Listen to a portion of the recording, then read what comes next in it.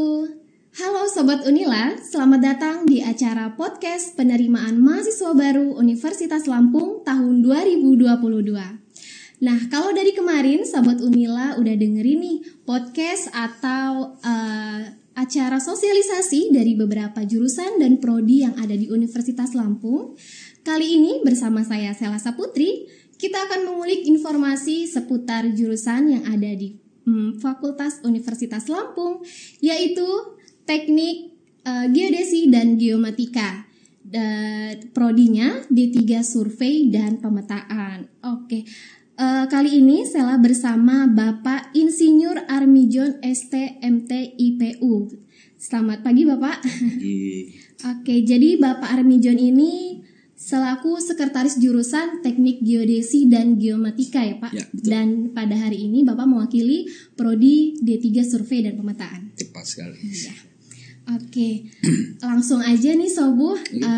Gimana sih Pak latar belakang atau sejarah dari prodi D3 Survei Pemetaan?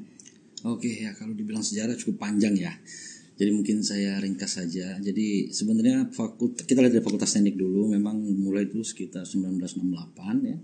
Cuman memang pada saat itu berkendala dan tidak bisa dilanjutkan. Kemudian di tahun 78 itu mulai dibuka kembali, ditunjuk berdasarkan SK Rektor. Baru kemudian di tahun 82 ya.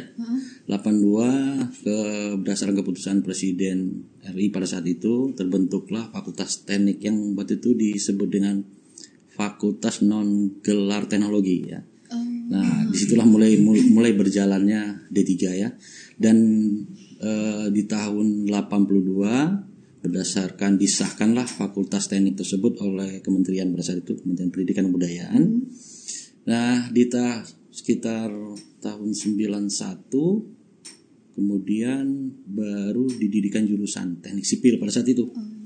Nah, di tahun 91 itu juga mulai diusulkan untuk mengubahnya Fakultas Teknik Non Gelar tadi, Fakultas Non Gelar Teknologi itu menjadi Fakultas Teknik. Nah, itu disahkan kemudian oleh oleh SK Menteri Presiden pada saat itu, berubahlah fakultas tersebut di tahun 93 menjadi Fakultas Teknik. Pada saat itu di tahun 91 kan mulai dibentuk S1 Teknik Sipil. Nah, berjalannya itu Teknik Sipil, ada Teknik Sipil dan D3 ya, S1 dan D3.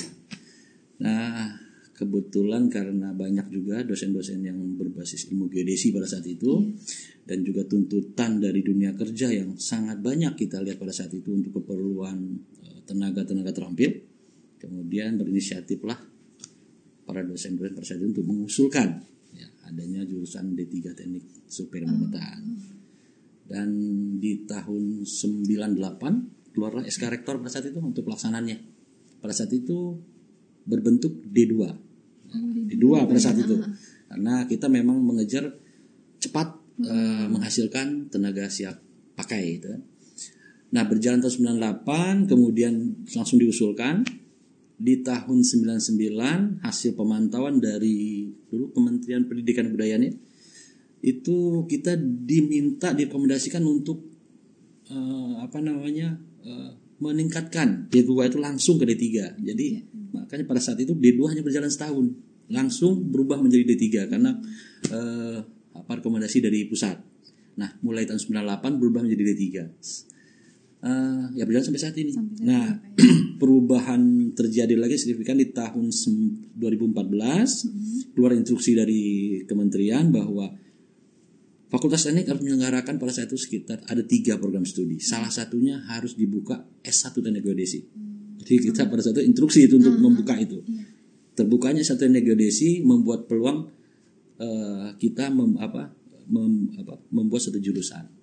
Jadi di tahun 2019 akhirnya kita lepas dari jurusan Teknik Sipil dan berdirilah jurusan Teknik Geodesi dan Geomatika yang membawahi D3 Survei Pemetaan dan S1 Teknik Geodesi. Ya kurang lebih seperti itu. Mungkin kalau ada keliru-keliru dikit tahunnya mungkin ya. Jadi sejarahnya juga udah dari lama ya Pak ya? Udah cukup lama. Dari memang tahun dulu 68 itu ya Pak ya? Ya, memang berdiri dulu pertama memang diploma dulu ya, yang Fakultas Non Gelar Teknologi itu. Oke. Nah, kalau untuk visi dan misinya tuh bagaimana, Pak? Oh ya, visi dan misi ya.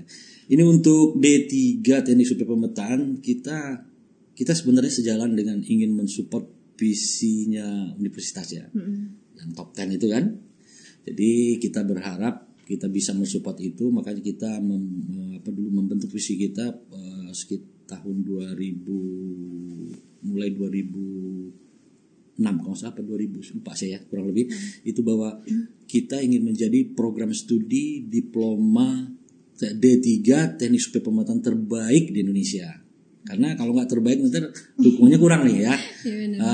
Itu visi kita, dan untuk ya makanya itu dijabarkan dalam misi ya.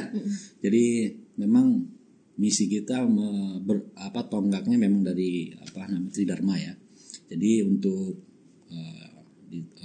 visi yang pertama misi yang pertama itu kita mencoba melaksanakan program studi ini secara lebih profesional ya.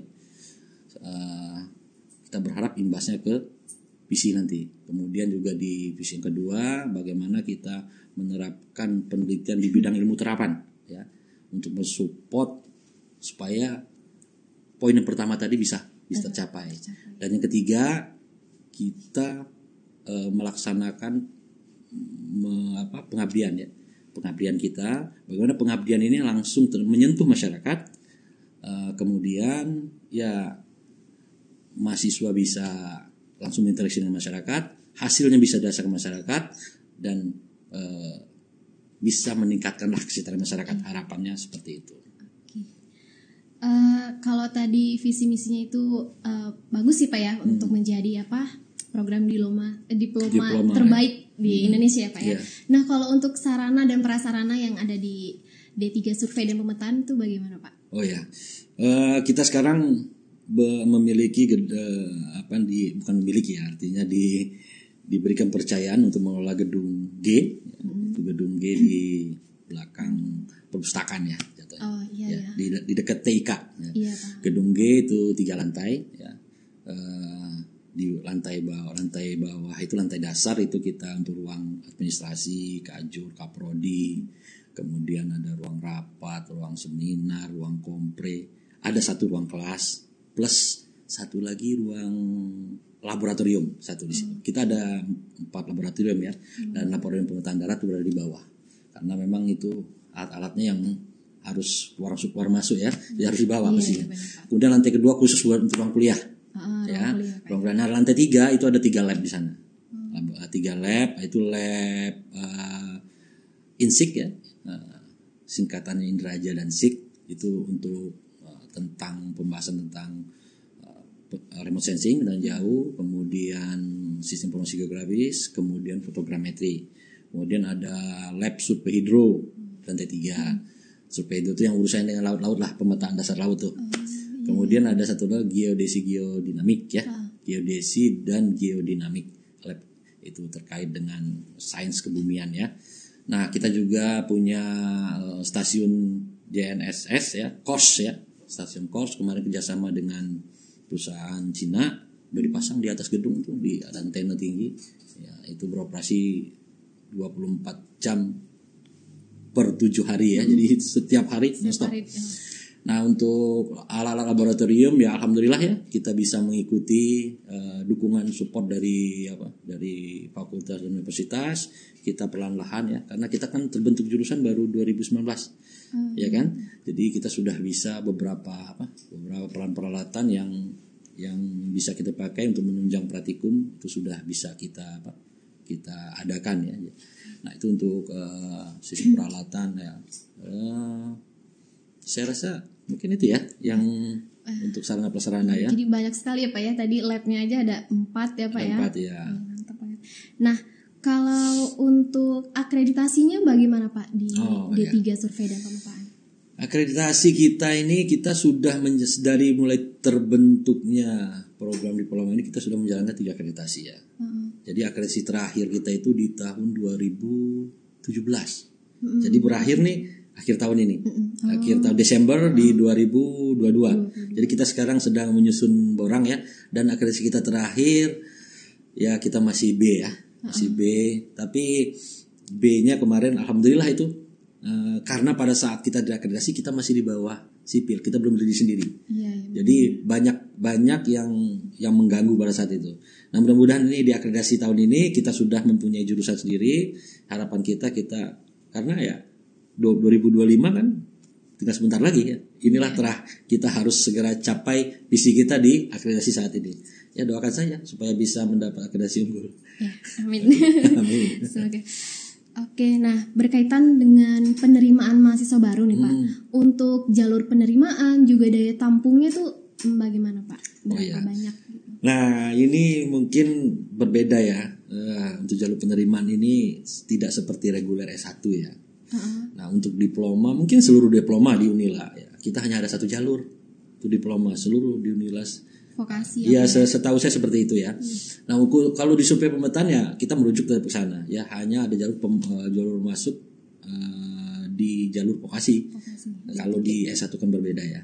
Nah, untuk beasiswa memang sampai saat ini belum ada program beasiswa yang diberikan oleh universitas ataupun ya dari pihak manapun ya yang untuk program diploma. Semua kan biasa lebih dikhususkan untuk untuk yang S1 gitu ya. Nah, jadi untuk yang D3 ya jalur masuk tetap seperti itu. Vokasi. Nah, daya tampungnya berapa banyak Pak? Daya tampung kita itu 2 kelas. Ya, 2 kelas. Satu kelasnya 30 orang. 30 ya, jadi kurang lebih 60 ya, mahasiswa baru ya Pak? Ya, mahasiswa baru sebanyak itu. Oke. Kalau ciri khas gitu Pak dari prodi D3 survei dan pemetaan ini apa sih Pak? Kayak kan tadi perbedaannya ada teknik geodesi dan D3 survei dan pemetaan ya Pak ya. Nah, itu bedanya apa tuh Pak? Oke. Kalau S1 dengan D3 ya. Jadi kalau melihat perbedaan, kalau saya langsung katakan bedanya ini mungkin akan membingungkan ya nanti. Mungkin gini, saya lihat dulu. S1 ya. S1 ini atau jurusan dulu. Ya, apa sih jurusan geodesi? Mungkin banyak malah yang nggak tahu. Ya. Mungkin banyak yang malah apa sih jurusannya ya? Sebenarnya geodesi dan geomatika itu adalah satu jurusan yang mempelajari tentang ukuran ya atau fenomena ya di permukaan bumi, baik itu permukaan maupun bawah permukaan, di mana fenomena tersebut akan menghasilkan data geospasial ya. Nah, kita juga mempelajari tentang dan teknologi pendukung yang untuk mendukung baik dari pengolahan, menganalisis, memvisualisasikan data geospasial tersebut. Itu jurusan kalau kita lihat dari jurusan geodesi. Nah, itu diterapkan oleh S1. Dia lebih mengarah ke bagaimana pengolahan, menganalisis ya, menyajikan informasi tersebut. Dia mempelajari pondasi-pondasi sainsnya. Nah, khusus D3 yang S1 tersebut itu nanti terapan di konsentrasinya itu akan memunculkan sekitar 7 konsentrasi dari bidang ilmu geodesi itu, geodesi dan geomatika ini. SIG, fotogrametri, penginderaan jauh atau remote sensing, hidrografi, kewilayahan, pertanahan dan terestris. Nah, khusus untuk D3 dia konsentrasi kedua terakhir. Jadi yang 7 tadi dia konsentrasi yang kedua terakhir itu terestris dan kadaster atau sistemnya kadaster atau prosesnya orang bisa bilang kadastral gitu ya. Nah, konsentrasi ke sana itulah. Jadi bagaimana kita menciptakan seseorang ya seorang yang bisa menerapkan terapan dari ilmu tentang survei teoretis dan kadastral ini sehingga dia menjadi tenaga terampil yang siap bekerja ya. Bagaimana dia bisa mengumpulkan data, mengolah data, menyajikan data, menyimpan data ya, sehingga menjadi suatu informasi geospasial yang bermanfaat gitu ya. Oke. Wah, ternyata rumit juga ya Pak ya jurusannya. Kayaknya saya mendengar itu kayak wah gitu, keren banget nih jurusannya. Rumit sih enggak ya. Rumit mungkin karena baru dengar ya. Baru dengar. Kalau udah biasa dengar enggak lah ya. Nah, kalau untuk menjadi mahasiswa di jurusan D3 survei pemetaan itu harus menguasai satu bidang gitu nggak sih Pak? Apa harus pintar matematika, harus pintar fisika gitu Pak? Jadi gini ya, ini kadang-kadang yang menjadi ketakutan dari para calon mahasiswa ya. Kalau sudah berpikir ke teknik, selalu berpikir tentang matematika benar, Pak. atau fisika gitu ya. Tapi mau tidak mau memang semua, apalagi yang saya katakan tadi, kita bergelut dengan sains bumi ya, di bumi sana. Tentu itu kalau di matematika ya geometrik ya, tentu itu akan menjadi dasar ya. Jadi di jurusan manapun untuk teknik pasti dasarnya ada dua itu atau matematika dan fisika. Pak, ya. Cuman mungkin untuk di kita lebih banyak ke matematika mungkin. Ya, kita banyak belajar ke matematika. Porsi matematika lebih banyak. Nah, kedua porsi ini itu nanti akan digabungkan dalam satu teknologi informasi.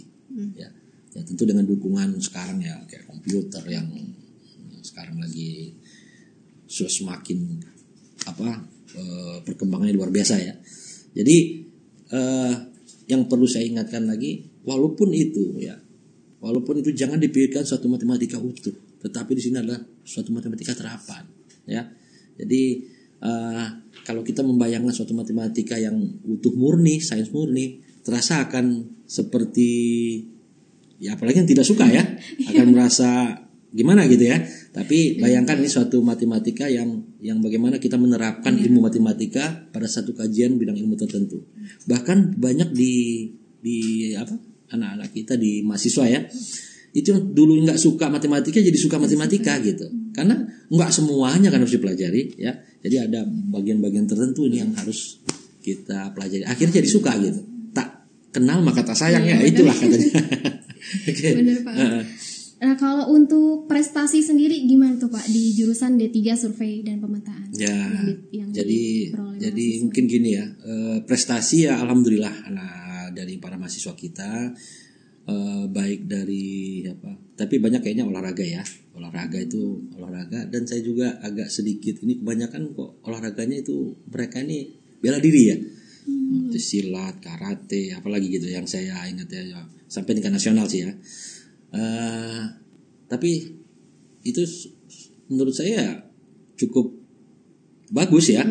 Nah, untuk yang terkait dengan keilmuan ya, prestasinya memang dulu tuh pernah kita mendapatkan juara nasional ya. Juara nasional itu bagaimana mahasiswa pada saat itu bersaing dengan orang-orang yang sudah expert di bidangnya. Jadi itu ada kegiatan dulu juru ukur. Salah satu mata kuliah yang kita pelajari kan tentang pengukuran itu. Mereka bersaing dengan orang-orang yang umur sudah tua, pengalaman sudah banyak. Mereka bersaing di sini di tingkat provinsi, kemudian mereka juara 1, ada juara 1, juara 2 gitu kan. Kemudian mereka direkomendasikan untuk ke tingkat nasional di pusat Jakarta dan alhamdulillah dapat juara 2 ya, walaupun tak juara 1 karena kita juga merasa bahwa untuk kegiatan seperti itu kan pengalaman sangat dibutuhkan ya. Tapi ketika mereka bersaing dengan orang yang sudah berpengalaman, kok bisa mereka bisa duduk di peringkat 2 gitu. Padahal kalau kita katakan surveyor berlisensi pada saat itu banyak yang ikut gitu ya. So, mereka sudah mempunyai lisensi yang cukup bagus gitu ya. Tapi ya alhamdulillah anak-anak kita bisa bersaing ya, bisa bersaing. Oke, kalau untuk prospek kerjanya gimana tuh Pak dari lulusan D3 Survei dan Pemetaan? Oke.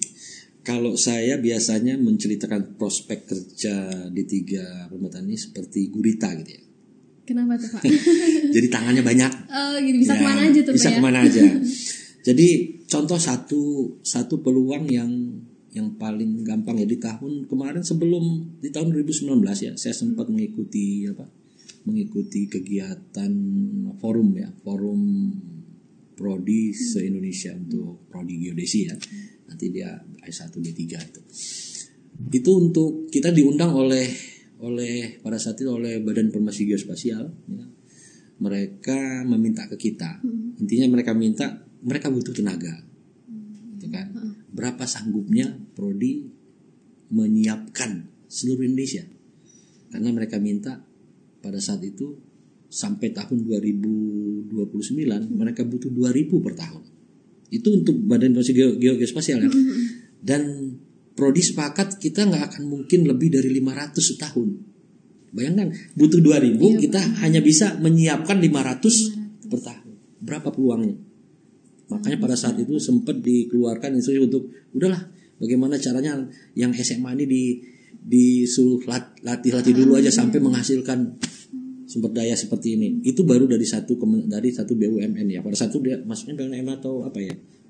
BIG pada satu yang dulu Bako Sultana. Nah, untuk yang di luar itu yang paling ya kalau kita tracer study, hampir seluruh kabupaten kota anak-anak kita yang di D3 itu ada. Ya, baik di BPN, baik di Pemda. Biasanya Pemda itu banyak di di Bapeda, PU yang paling banyak ya, PU. Kalau BPN memang ranahnya ya. Iya, benar, Pak. BPA pertambangan ya, dinas pertambangan itu untuk di pemerintahan daerah. Kalau untuk di swasta banyak anak-anak kita ini di pertambangan. Itu banyak anak pertambangan. Bahkan kita sering mengundang-undang mereka untuk memberikan seperti kuliah umum, tetapi intinya memberikan motivasi lah yang tertarik, karena memang nama prodinya kan teknik survei pemetaan ya. Memang untuk mereka yang senang dengan dunia survei. Tetapi kan tidak harus seperti itu ya. Tidak harus seperti itu. Nah, makanya di Tampang itu ini kita banyak ya. Jadi baik di swasta ya, perusahaan-perusahaan nasional, di perusahaan internasional juga ada. Bahkan ada mahasiswa kita itu yang menjadi pegawai negeri di Swedia loh. Anak D3 itu. Bahkan kalau kita bilang Bapeda kalau di kita lah ya. Bapeda, Badan Perencanaan Pembangunan Daerah. Dia sempat bekerja sana. Dan kemarin sempat berkunjung ke kita menceritakan malah banyak mensupport dari perguruan tinggi di Indonesia yang ke sana ya, mahasiswa baik dari Pulau Jawa kan banyak tuh yang ada kegiatan ke sana.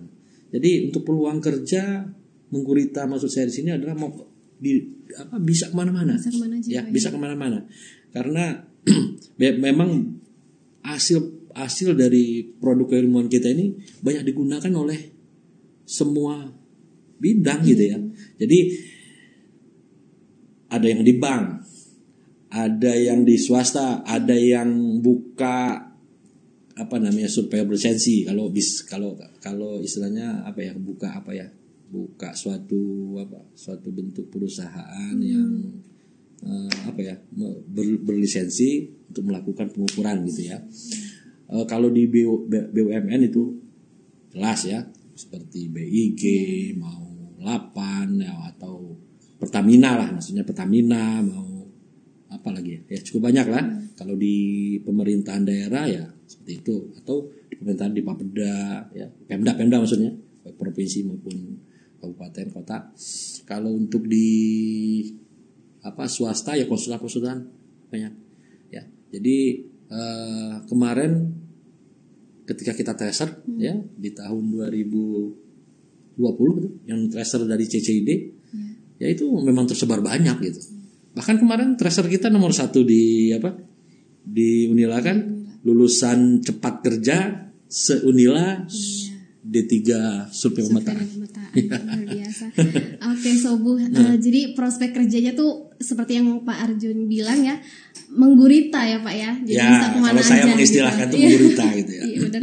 Nah, kalau untuk kehidupan perkuliahannya gimana Pak di D3 survei dan pemetaan? Ya, kalau perkuliahan ya mungkin tidak berbeda jauh ya. Jadi kita tetap sistem SKS ya, sistem paket ya, bukan sistem SKS tapi sistem paket untuk yang diploma. Jadi mereka menyelesaikan per paket-paket, ini paket semester 1 semester 2. Sistem kita mungkin pandemi ini sudah mulai ada kombinasi ya. Ya, sudah tahu bahwa ada paket tatap muka dulunya, sekarang sudah mulai ditambah dengan online ya. Nah, cara belajarnya mungkin kita menerapkan sistem yang lebih diskusi ya. Diskusi itu artinya kita kasih kasus, mereka kerjakan, nanti mentok, ayo kita diskusikan masalahnya di mana. Karena kita ini harus menghasilkan suatu lulusan yang terampil siap kerja ya. Jadi kita lakukan praktikum dengan bagaimana menerapkan kasus itu dengan prakteknya. Nah, jadi prakteknya kebanyakan di luar. Jadi kita praktek itu mereka butuh alat, pinjamnya di lab. Jadi lab ini penyedia alat aja. Lab bawa keluar ya. Jadi misalnya sekarang kuliah pagi nih. Itu kita waktu tidak seperti mungkin kalau jurusan lain kan ada praktek 2 jam, 4 jam di ruang ini. Kalau kita enggak, praktek seminggu. Gitu. Praktek ini dikasih waktu sama seminggu. Nanti atur, ada kuliah 2 jam, kosong langsung pinjam alat. Karena lingkungan praktek hanya di lingkungan Unila. Alat nanti mungkin sampai jam berapa ada kuliah lagi, pulang lagi, taruh alat, kuliah lagi. Jadi modelnya seperti itu. Nah, nanti setelah itu di dalam satu tahun ya, 1 tahun, satu ilmu itu yang sudah dikembangkan itu diterapkan di dalam mata kuliah kema kerja. Jadi di libur panjang ya, maaf ini untuk D3 nggak ada libur nih, semester panjang, libur panjangnya. Mereka libur semester panjang, mereka langsung kema kerja 2 bulan. Jadi mereka berangkat ke satu lokasi yang kita tentukan, mereka berinteraksi dengan masyarakat, menerapkan ilmu mereka yang bisa mereka serahkan ke masyarakat, bermanfaat bagi masyarakat. Mungkin seperti KKN ya, tapi kalau KKN kan kalau ini beda, kita langsung membuat satu tim ya. Jadi tim satu angkatan itu satu angkatan itu bekerja sama, mereka dipilih leadernya siapa, kemudian tim kerjanya dibagi beberapa, mereka kerja bareng-bareng, hasilkan suatu produk, serahkan ke masyarakat. Ini loh hasilnya. Jadi gitu. Nanti di semester 3 dan 4 kuliah lagi, nanti di libur panjangnya berangkat lagi kema kerja 2. Nah, nanti menerapkan semester 1, 2, 3 dan 4. Nah, nanti selesai itu masuk lagi 1 semester, langsung kerja praktek. Kerja praktek selama 3 bulan, dilanjutkan dengan tugas akhir. Nah, kurang lebih seperti itulah gambarannya kalau di D3. Mantap, oke.